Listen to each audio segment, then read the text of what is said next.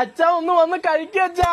നല്ല ലഡു ഉണ്ട്, ജിലേബി ഉണ്ട്, ഉണ്ണിയപ്പം ഉണ്ട്, പാൽപ്പായസം ഉണ്ട്. ഒന്ന് വന്ന് കഴിക്കച്ചാ പ്ലീസ്. ഇങ്ങളൊന്നങ്ങ് പോരീന്ന്. അല്ലാന്ന് നിങ്ങളല്ല ഐറ്റകൾ ഇങ്ങനെ എത്ര നേരായി വിളിക്കുന്ന നിങ്ങളാ?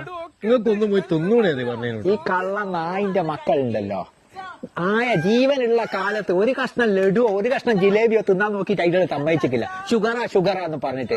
ജിലേബി ലഡു ഒക്കെ ഉണ്ട്, നല്ല മധുര. നോക്ക് ഒന്ന് വന്ന് കഴിക്ക്. ആ നെഞ്ചത്ത് വരയും വരച്ച് നിൽക്കുന്ന കുരുത്തം കിട്ട സാധനം ഉണ്ടല്ലോ, ഒരു കഷ്ണം ജിലേബി ഞാൻ കട്ട് തിന്നേന് എന്നെ ഓടിച്ചിട്ട് അടിച്ചതാ. നിങ്ങളങ്ങ് വന്നൂടേന്ന്. ഇന്റെ മുഖം ഒന്ന് നോക്ക്, പാവം ഉണ്ടാവും. ഓളെ കണ്ടില്ലേ, ഓളെയൊക്കെ ഏതാ സാധനം എന്നറിയോ? ഇങ്ങ് പോരെ അതിലേക്ക്. അച്ഛ ബാഹുബലിയായിട്ട് ഒന്ന് വന്ന് കഴിക്കച്ചാ പ്ലീസ്. അല്ല ഇന്നാരും വിളിക്കാനൊന്നുമില്ലേ? എന്റെ ആയിക്കില്ല, ചിങ്ങം 3-നാ ഓല് ലഡു വാങ്ങാൻ പോകുന്നാണല്ലോ. ഒന്ന് വന്ന് കഴിക്ക്. വിളിക്ക്, തൊണ്ട കീറി വിളിക്ക്.